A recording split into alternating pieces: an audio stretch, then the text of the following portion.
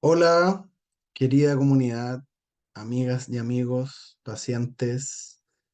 Primero que todo, empezar este año con harto power, con harta energía, con muchas ganas de seguir enseñando, de que ustedes puedan seguir aprendiendo.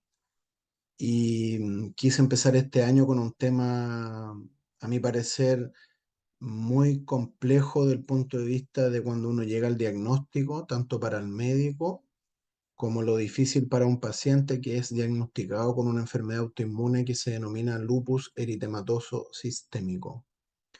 Imagínense que para la pandemia tuve la oportunidad de ser invitado por una agrupación de Lupus Chile, que al final les voy a dejar la referencia, y terminamos haciendo, creo que fueron 4 o 5 reuniones. O sea, este es un tema que da para mucho, hay libros solo de una parte del lupus, tratados gigantes en la medicina. Actualmente el lupus siempre puede ser una posibilidad, es difícil de diagnosticar, a veces se esconde y puede tener consecuencias muy complejas, desde tener una hospitalización por algún compromiso en los riñones o en otro órgano, hasta que el paciente termine en una UCI y fallecer debido a la enfermedad.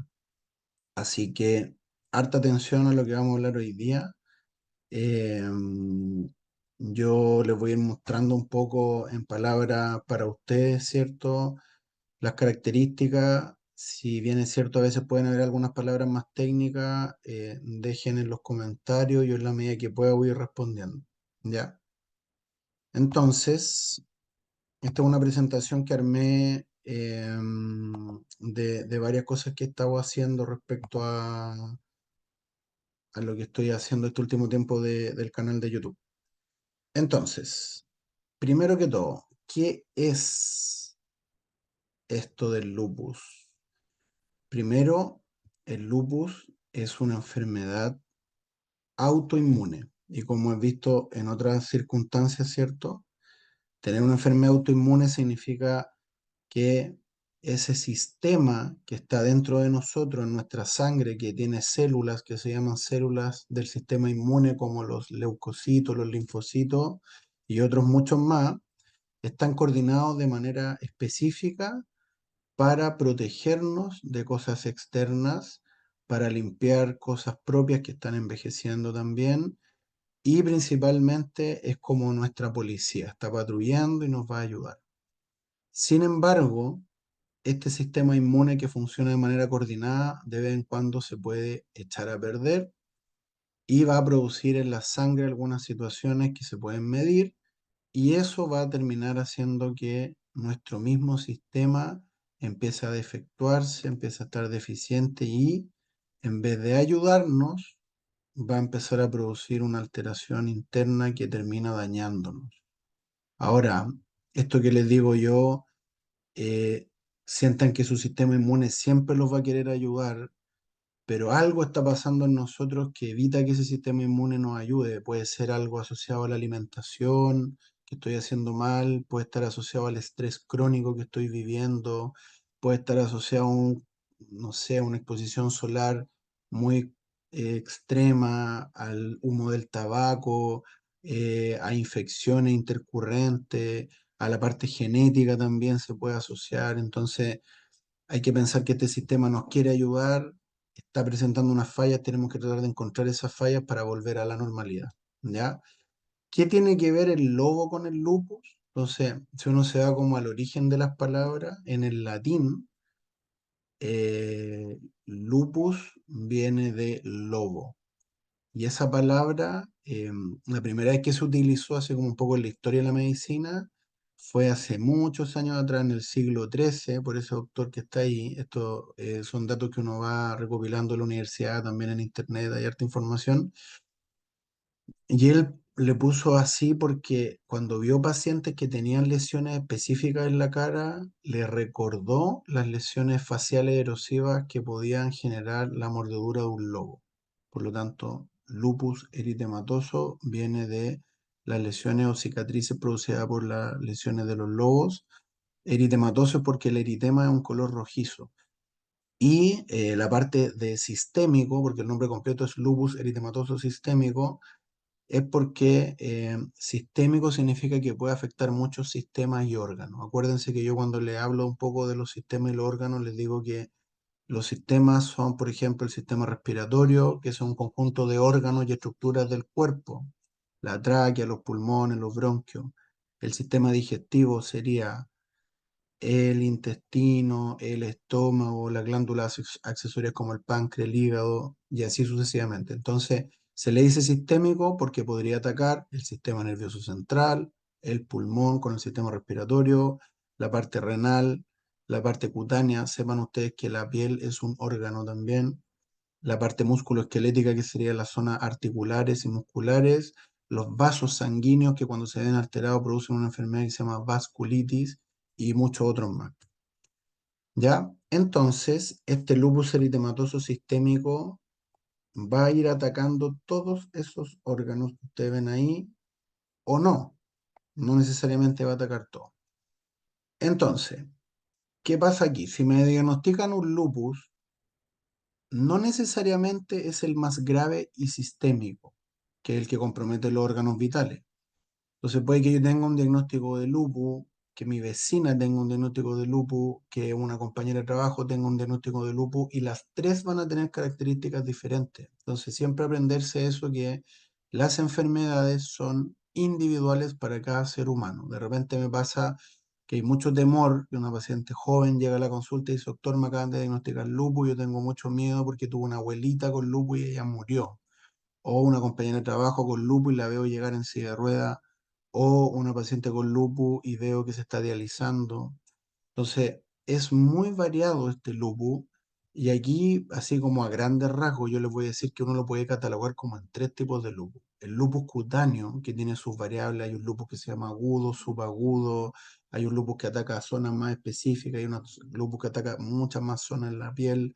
Después viene el lupus sistémico, y dentro de esos tenemos dos, que es el leve y el grave. ¿Cuál es la diferencia entre leve y grave?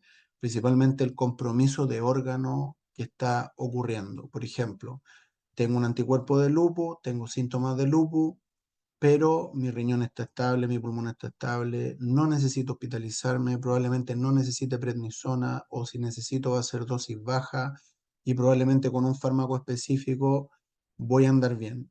Versus un lupus grave, que el paciente debuta con un compromiso en los riñones, en el cerebro, en los pulmones, una hemorragia compleja, que probablemente lo voy a tener que hospitalizar, le voy a tener que dar más de 2 o 3 medicamentos específicos y voy a tener que usar prednisona en dosis alta, ¿ya? Entonces, diagnóstico de lupus, distintas variables, el médico el que tiene que definir cuál va a ser. Habitualmente esto lo manejamos los reumatólogos, pero siempre para nosotros es importante tener otros colaboradores, colegas que son muy importantes en la evolución del lupus, que es el dermatólogo, muchas veces los colegas de oftalmología, también los colegas de la parte gastrointestinal, la parte renal sobre todo, vascular y así sucesivamente. O sea, son muchos actores que nos van a ir ayudando. A veces, a falta de reumatólogo, tenemos que acudir a nuestros colegas que tienen mucho conocimiento también respecto a esto, que son los de medicina interna. De hecho, en las leyes actuales, cuando hay falta de reumato, puede aprobarse que un médico internista guíe un tratamiento de lupus. Muy valioso lo que hacen los internistas. Yo antes de ser reumatólogo fui internista, y la mayoría de los subespecialistas en este país tienen que haber se tienen que haber formado 3 años como medicina interna, donde uno pasa por todo un poco, pasa por cardio, por nefro, por reuma, por todo. Ya. ¿Cómo se diagnostica? El diagnóstico obviamente es algo que depende del médico, ¿cierto? No de Google, no de la vecina, no del amigo. Es un diagnóstico clínico y también de laboratorio. ¿Qué quiere decir esto? Que yo tengo que tener una sospecha en la historia clínica que me va a contar mi paciente de algo que le está ocurriendo, y además, el laboratorio me va a aportar pistas, tanto si esto va a ir a grave o a leve, y la parte inmunológica, que en otras partes le hemos hablado en este canal. Hay una charla que yo hice hace poquito de interpretación de exámenes de laboratorio, entonces ahí hablo más en detalle de cada anticuerpo. Aquí lo voy a hablar como en general, ¿ya? Entonces, en medicina existe una cosa como para ordenar el cuento, que se llaman los criterios de clasificación.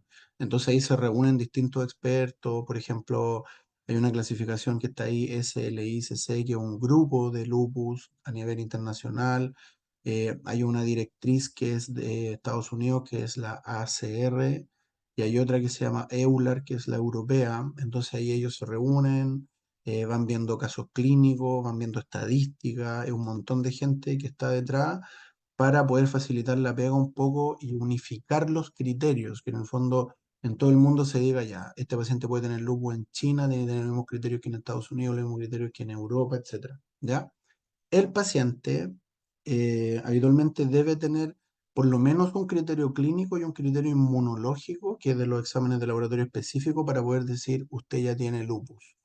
O también se acepta que el paciente haya hecho, por ejemplo, un compromiso renal, nadie sabía por qué lo hizo, le toman una biopsia en el riñón y la biopsia tiene características específicas que los doctores de anatomía patológica encuentran y esas características son de un lupus en el riñón. Entonces, si está eso presente más un anticuerpo antinuclear en la sangre, el paciente también puede ser diagnosticado con lupus o anti-DNA también, ¿ya? Ahora, lo más como actual, que fue hace 3 4 años atrás, es tener un ANA positivo, 1 en 80, y un puntaje de una tabla que yo les voy a mostrar a continuación de más de 10 puntos, ¿ya? Esto es como desglosado, sé que se ve como extenuante mucho, pero en realidad aquí yo como que les quise poner cuáles eran los criterios clínicos en el lado izquierdo y cuáles eran los criterios inmunológicos en el lado derecho. Entonces, los criterios clínicos es que el paciente te llegue contando, doctor, he tenido una lesión en la piel, habitualmente llega al dermatólogo, lo ve medicina general. Muchas veces pasa que el paciente a veces recibe alguna crema y cuando llega a la consulta no encontramos nada. Entonces, súper importante para ustedes, pacientes, cuando hagan lesiones en la piel, sáquense buenas fotos. Pídale a alguien que le saque una foto, ojalá no borrosa, le ponen la fecha en que se la tomaron, ¿cierto? Bueno, hay gente que hasta la imprime. Todo sirve, todo suma, un videíto, lo que sea, porque a veces pasa que esto va y viene, entonces de repente el diagnóstico es muy importante que nosotros veamos las lesiones. Y ahí, como les decía, hay distintas lesiones en la piel. Pues, la piel, el rash que puede haber en la cara, el lupus cutáneo crónico, el lupus discoide, el lupus agudo, etcétera. El otro es que el paciente te llegue contando que hay úlceras en la boca, que pueden o no ser dolorosas, habitualmente en el paladar, en la lengua, en la zona de las mejillas por dentro. La alopecia, que es la caída de pelo. De repente, si uno hace una encuesta en mujeres, que es donde más se ve el lupus, todas se les cae el pelo, pero aquí es una alopecia, o sea, zonas sin pelo. Se ven el cuero cabelludo y hay pelones, definitivamente pelones. Puede ser con un borde rojo, puede ser con una escamita, hay de distintas maneras, pero falta de pelo en esa zona. La sinovitis, ¿se acuerdan cuando yo le hablaba de las itis? Todas las itis son inflamaciones. La sinovial es la membrana que recubre cualquier articulación, entonces cuando se inflama uno dice sinovitis. Entonces aquí si uno encuentra una sinovitis de dos o más articulaciones, también se puede diagnosticar el lupus. Acá quiere decir que dentro de las manifestaciones clínicas de un paciente con lupus puede desarrollar artritis, que no va a ser la misma que la artritis reumatoide, pero como síntoma dolor articular con inflamación, se ve en el lupus. Y la serositis, que se diagnostica con la sospecha clínica que el paciente le cuenta que tiene un dolor de pecho, un dolor al respirar, ¿cierto? Como una puntada, pero que va asociado a que la imagen, ya sea una ecografía o una radiografía, muestre el líquido, muestre el ocupamiento que se ve de agua, que eso es bien visible, bien claro, todos los médicos lo pueden diagnosticar. Y ya más específico, aquí vamos a necesitar exámenes de laboratorio generales, como el compromiso renal, donde se pueden pedir proteínas en la orina, hay de 24 horas, donde el paciente tiene que recolectar la orina en un tarrito, o también en el examen de sangre de orina general, tú puedes pedir proteínas como aisladas y medirlas. Y ya un poco más difícil de diagnosticar, que gracias a Dios no es tan frecuente, pero sí potencialmente puede ser muy grave, el compromiso neurológico en el lupus. Un paciente llegue a un servicio de urgencia convulsionando, que no es epiléptico y presente ese cuadro, o una psicosis, una neuritis, neuropatía, etcétera. Las anemias, que aquí son anemias muy específicas, de repente alguien le ha diagnosticado anemia, pero hay distintas anemias. Está la anemia por falta de fierro, está la anemia por falta de alguna vitamina, y esta es una anemia que se llama anemia hemolítica, que tiene como un contexto autoinmune, o sea, el sistema inmune empieza a atacar las células de la sangre, se apoyan como en la membrana de estas células y la empiezan a romper, y eso se llama la hemólisis, y se puede medir también en la sangre Y también como hemos hablado dentro del hemograma, que es otro test de sangre general que uno pide, que a veces los médicos generales lo piden como rutina, podemos encontrar las defensas, que son los leucocitos, estando más bajo de lo normal, y ahí uno tiene un valor y puede decir, esto puede venir hacia un lupus, la linfopenia, que es otro tipo de célula de defensas, y la trombocitopenia, que es la disminución de plaquetas, ¿ya? Eso es como todo lo clínico. Yo sé que es re difícil, de repente para los mismos médicos a veces no alcanzan a consultar todo, entonces después yo a continuación les voy a mostrar una manera fácil de que no se les olvide nunca cuando tengan la sospecha de un lupus. Y el criterio inmunológico vendría siendo los ANA, los famosos ANA anticuerpos antinucleares, que ahí voy a mostrar unas fotitos de eso. El anti-DNA también, que es específico del lupus, sobre todo cuando se porta más mal y se quiere ir al riñón. Nosotros en la universidad con nuestro profe y nuestros compañeros hicimos un estudio donde nos dábamos cuenta que si el paciente tenía un anti-DNA positivo, su lupus potencialmente podía ser más grave y tener más compromiso de anemia hemolítica, más compromiso del sistema nervioso central, para qué decir el riñón también. Ya, hay uno específico que se llama el anti-SM, que lo van a encontrar en el perfil ENA, que es un perfil específico que se pide a veces cuando el ENA está positivo, también es muy de lupus. Los anticuerpos antifosfolípidos que se ven también en la sospecha clínica cuando un paciente ha tenido una trombosis, las mujeres han tenido aborto repetitivo en el primero o segundo trimestre del embarazo, sobre todo. Y hay otro marcador inmunológico que es el complemento, que tiene dos variantes, o sea, hay muchas más, pero las que se piden como para el lupus son el C3 y el C4, que si están bajos también le dan un puntaje al lupus, y el CUMS, que sería esta manifestación de la anemia hemolítica, uno puede medir unos marcadores ahí de inflamación por hemólisis. ¿Ya?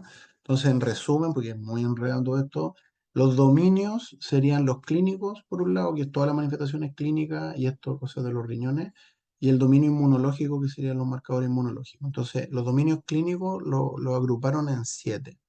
El constitucional, que el paciente se siente decaído, fatigado, ahí viene la fiebre también. No una fiebre de un día a 2 días, sino que un paciente que empieza a hacer un síndrome febril prolongado y no hay una causa aparente, hay que pensar en lupus. El dominio hematológico, que sería todo lo que hablábamos de la sangre o hemograma, el dominio neuropsiquiátrico, el dominio mucocutáneo, el dominio de las serosas, que son las que se inflaman, el músculo esquelético, que sería la parte articular o muscular, y el dominio renal. Y ahí uno tiene que como analizar todo eso. Y el dominio inmunológico vendría siendo el ANA, que ya venía de base, ¿cierto? Los anticuerpos antifosfolípidos, los bajos niveles de complemento y los otros específicos de lupus. Aquí está para los puntajes, ¿ya? Aquí los numeritos del lado derecho, de la barra derecha, es por cada manifestación. Por ejemplo, manifestación constitucional, fiebre inexplicada mayor a 38,5, yo le otorgo 2 puntos. Después, si el paciente tiene leucopenia, le doy 3 puntos. Ahora, si tiene trombocitopenia, le doy 4 puntos. Y si tengo una anemia hemolítica, le doy 4 puntos. Entonces, si tengo un paciente con un ANA positivo, 1 en 80, y además le da fiebre, tengo 2 puntos, tiene leucopenia, trombocitopenia y anemia hemolítica, las 3 juntas, nos daría 13 puntos. Entonces, es un paciente alta sospecha de lupus. Lo derivo si soy medicina general, lo empiezo a tratar inicialmente, veo ahí con un colega para tirar línea y achicar un poco ya el diagnóstico. ¿Ya? Entonces así se va haciendo. Obviamente uno habitualmente esto lo tiene en la cabeza, pero para estar empezando es bueno que uno vaya haciendo como un checklist para que no se le olvide. ¿Ya? Ahí hay varias otras más, la parte renal, ¿cierto? Y del dominio inmunológico, ahí también se va dando puntaje según lo que te vaya saliendo. Por ejemplo, ya tener un anti-DNA positivo o un SM positivo en el perfil de examen inmunológico te da 6 puntos de inmediato. Entonces ya falta poquito para llegar a los 10 y ahí uno va bien. Ahora, en el lado izquierdo acá está el sistema inmune así como riéndose, ¿cierto? De blanco, que eso serían las células del linfocito B. Y lo amarillo, como esas ondas, ¿cierto? Que se hacían antiguamente son los anticuerpos. Entonces yo lo que le explico a la paciente en la consulta es que las células del linfocito B, que es tu sistema inmune que te protege, tira esas balas para matar las bacterias, los virus y todo lo externo que llegue, pues, y ahí las van atacando y las van matando. Pero aquí lo que está pasando es que estos anticuerpos que se van produciendo están atacando lo propio. Entonces ahí hay de varias enfermedades. Está en la tiroiditis, por ejemplo, hay una que se llama tiroiditis de Hashimoto, que uno puede medir anticuerpos en la sangre contra la tiroides. La esclerosis múltiple también a nivel cerebral. El asma también se ha asociado con cosas autoinmunes. la enfermedad celíaca en los intestinos, el eczema y la psoriasis, la artritis reumatoide y el mismo lupus, que aquí sale manifestado con la compromiso cardíaco pulmonar, pero en realidad puede haber muchos otros compromisos, como vimos hace un rato. La gran pregunta, si tengo un ANA positivo, entonces siempre tengo lupus. Esto yo también lo puse en la charla que hablamos de exámenes de laboratorio y ustedes ya se saben la respuesta, ¿cierto? La respuesta es no. Si tengo un ANA positivo, siempre tengo lupus. No. Puede ser otra cosa, hasta no puede ser nada. Entonces aquí está este cuadro donde sale el lado izquierdo el diagnóstico y en el lado derecho cuán positivo te puede salir el ANA. ¿Ya? Entonces obviamente el lupus lidera la lista. Está el Sjögren, está la artritis, está tener Raynaud, está tener tiroiditis también. Imagínense que hubo un estudio que mostró que a tener implantes mamarios se encuentra hasta un 20% de anticuerpos antinucleares como X. Puede haber una posibilidad. Entonces, lo que yo les marqué es para que ustedes se den cuenta. Dice, personas mayores de 50 años, sobre todo mujeres, pueden tener un ANA 1 en 40 o 1 en 80 hasta en un 10% positivo sin tener ninguna enfermedad autoinmune. Imagínense. Entonces, si yo tengo un ANA positivo, puede que no sea nada, puede que con el tiempo se vaya apagando, vaya subiendo, vaya bajando, en realidad no va a determinar nada, porque el ANA por sí solo no te dice nada.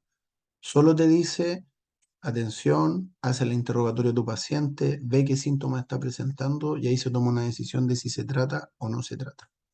¿Ya? Esto mírense a lo que ha llegado la medicina. Cuando hay un ANA positivo, tú puedes pedir un panel que son 23 moléculas que se van midiendo y ahí tú podés saber más o menos para dónde va la micro. Si esto ANA tiene que ver con parte de lo normal de las personas, si probablemente este ANA va a tener un patrón más hacia la esclerodermia, un patrón más hacia el lupus, así sucesivamente. Y esto es como un gráfico donde ustedes ven que, por ejemplo, arriba a la izquierda tenemos lupus y ahí aparece una cachada de anticuerpos. Está el DNA, el SM, el RO, el factor reumatoide, hay uno que se llama RNP. En esclerodermia también pueden haber otros que se llama el específico de CREST, hay una que se llama topoisomerasa y así sucesivamente. Entonces, siempre los exámenes, los anticuerpos van a ser como una pista para guiar al doctor, pero claramente esto se tiene que basar en lo que el paciente te pregunta, te cuenta, las dudas que tiene, los síntomas que empezó a desarrollar. Ya. Salimos un poco de ese tema denso, que son los anticuerpos, que eso es pega para nosotros. Recuerden siempre eso, tener un ANA positivo no es sinónimo de lupus. Y aquí viene como la frecuencia de los síntomas, así como qué es lo que más se ha visto en pacientes con lupus. Entonces ahí aparece la fatiga, aparece la fiebre, aparece un poco la pérdida de peso, dolores articulares, compromiso cutáneo, y ahí están todas la mariposa lúpica, ¿cierto? Que es el rash que aparece ahí, la alopecia, el Raynaud, la púrpura. La urticaria también está descrita dentro del problema nefrológico, el problema pulmonar, la efusión, neumonía inclusive, hemorragia pulmonar, pericarditis, ganglios, de repente podéis pillar en los pacientes están en un 50%, que le crezca el vaso, que le crezca el hígado, compromiso del sistema nervioso, etcétera. Entonces ahí si ustedes se dan cuenta, es una lista enorme de manifestaciones. No necesariamente el paciente las va a desarrollar todas, puede que desarrolle alguna, puede que en el camino se le vayan quitando, pueden que vayan apareciendo otras. Lo más común es el compromiso renal, dentro de lo que se ve como más grave, por así decirlo. El compromiso cutáneo, obviamente, que a veces existe ese lupus solo cutáneo sin compromiso sistémico. Y después la constitucional, que sería esta sensación de fiebre, la fatiga, el cansancio, los dolores articulares. Y después ya uno va viendo más específico. ¿Ya? Aquí este lo encontré bien bonito de Madrid, eh, donde uno hace como una especie de escáner corporal. Entonces ahí esa es la pista que les decía yo para que nunca se le olvide las manifestaciones. Pues, o sea, tú tenías al paciente al frente y vais mirando ya, del pelo para abajo. Si le cae el pelo, ha tenido compromiso del sistema nervioso central, me voy a la cara, le pregunto por los ojitos, le pregunto por la boca, por la úlcera, por la sequedad, también puede haber sequedad así como se ve en el Sjögren. En el cuello le pregunto por ganglio, en la parte pulmonar le voy preguntando por compromiso pulmonar, por compromiso cardíaco, qué pasa con su apetito, qué pasa con su energía, qué pasa con el cansancio, en las manitos con el frío les da fenómeno de Raynaud, han tenido dolores musculares, tienen lesiones en la piel, dolores articulares, etcétera. Estas son algunas manifestaciones que encontré en internet, hay muchas otras obviamente. Al medio se ve la mariposa, que esa se confunde a veces con la rosácea. Súper importante que vean a su dermatólogo si están teniendo lesiones así para poder salir de la duda si es que esto es un lupus cutáneo que está partiendo o es una rosácea. Entonces, independiente que sea uno o el otro, siempre les van a recomendar protegerse del sol usando bloqueador. A la izquierda arriba está la alopecia, que si se fijan es zonas que no tienen pelo, se ve coloradito y un fondo como medio escamativo. Abajo a la izquierda es una manifestación que a veces sí se ve en el lupus, a veces se ve en una que se llama el síndrome antifosfolípido, que se pueden asociar los dos. Lívedo reticularis, que habitualmente se ve cuando uno sale de la ducha, o sea, algunas veces, o puede ser espontáneo, que se ve así como una telarañita así grandota, de como un enmascarado ahí de rojo con blanco, qué sé yo. Abajo ahí lo de la lesión en el paladar, que pueden o no ser dolorosa, puede salir en la nariz también, puede salir en la zona de los ángulos de la boca también. Y el Raynaud, que es súper llamativo cuando se ve, que el paciente dice tengo la mano muerta, la ve azulita así, como en las puntitas, o zonas arriba a la derecha como se ve con blanco, así pálido porque no llega flujo de sangre por un fenómeno autoinmune asociado al frío y también a veces puede ser asociado al estrés. Si se fijan, no es toda la mano, es un pedazo y tiene un inicio y un fin, o sea, hay como que había una línea divisoria que de aquí para acá sí, de aquí para acá no. Y ahí este lo saqué de cuando estuve en la universidad. Siempre lo ocupo en las presentaciones y lo encuentro que está maravilloso. Entonces aquí te tiran por cada estructura de tu cuerpo todos los compromisos. El eritema discoide, el eritema malar, la serositis, el daño renal, el compromiso en la sangre como los anticuerpos, las plaquetas bajas, los leucos, los anticuerpos antinucleares, todas las alteraciones asociadas al compromiso del sol con la fotosensibilidad, etcétera. A veces pasa que el paciente puede tener solo manifestaciones con el sol y si tú te das cuenta y te pones a analizar, hay mucha gente que a veces le da fatiga al sol y le hacen el quita al sol, se enronchan mucho, les da alergia y de repente puede ser solo una manifestación de fatigabilidad. Yo he tenido casos de pacientes, de hecho, si está viéndolo, una paciente muy regalona mía que es TENS, empezó a tener mucha fatigabilidad y no le pillamos el porqué, le hice exámenes por todos lados, la tiroides, el examen de la anemia, por aquí, por allá, todo normal, todo normal. Y después nos dimos cuenta que ella cuando se cambió de su trabajo y le tocó trabajar en calle, porque hacía como rescate en la parte de paramédico, la exposición solar de la calle la tenía más fatiga. Entonces imagínense lo importante que es el evitar la exposición solar directa para esta enfermedad. Ya, lo último, páginas de interés. Traten de seguir ahí Lupus Chile en Instagram, creo que tienen Facebook también. Es gratuito, obviamente uno puede hacer aportes si quiere. Conozco a las personas que están a cargo detrás de esto, muy buenas personas con un gran corazón. Ellos desarrollaron esto para informar a los pacientes, hacen muchas actividades presenciales, muchas actividades telemáticas, quedaron grabadas para la pandemia, muchas charlas que hice yo, que hicieron colegas súper interesantes de dermato, de psicología, de fármaco, oftalmología. Es impresionante toda la información que van a encontrar ahí. Métanse a esas páginas, hablen con las personas, hay datos inclusive para comprar remedios más baratos, se los encargan, hablen con sus médicos tratantes, muy interesante, muy buena. Siempre recomiendo las páginas formales de las universidades, no el Google así directo. Entonces ahí tienen la Universidad de Chile, la Católica. Yo me formé en la Chile, en la Católica saqué algunas diapos también de ellos y otras de universidades también nacionales e internacionales. De España me gusta mucho una que se llama la Sociedad Española de Reuma o SER, Sociedad Española de Reumatología, que también publican cosas para los pacientes, está bien clarito para aprenderlo. El EULAR, que sería el europeo, también tienen cosas para pacientes, traducido al español. PANLAR, que sería la latinoamericana o panamericana, y el ACR, que es la gringa. Creo que todas tienen traducción al español, pero ahí van viendo y van aprendiendo otras cosas nuevas, ¿ya? Entonces, les quedo pendiente para la próxima charla o las que vienen, tratamiento del lupus, porque muchas veces tenemos que conversar de algunos tratamientos que los pacientes tienen duda, de repente miran el folleto de la hidroxicloroquina y les sale que puede comprometer el ojo y les da miedo y no la quieren tomar. A veces algunos colegas un poco sin tanto conocimiento que le ponen un poquito más de color a esa parte. También el uso de metotrexato, qué pasa con la satioprina, el micofenolato, en qué hay que fijarse cuando lo estoy tomando. Así que eso, pues.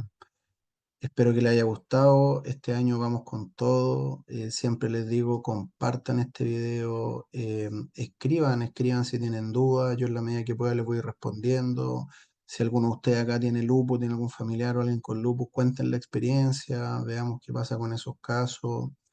Recuerden que entre más personas podamos tener la suscripción, que es gratuita, vamos a llegar al alcance de mucha más gente que lo necesita. En Reuma somos muy poquitos, entonces esta información es muy valiosa para todos ustedes. ¿Ya? Así que a suscribirse, a apretar la campanita, vamos que se puede. Y espero este año seguir compartiéndole harta información. Que estén muy bien todas y todos.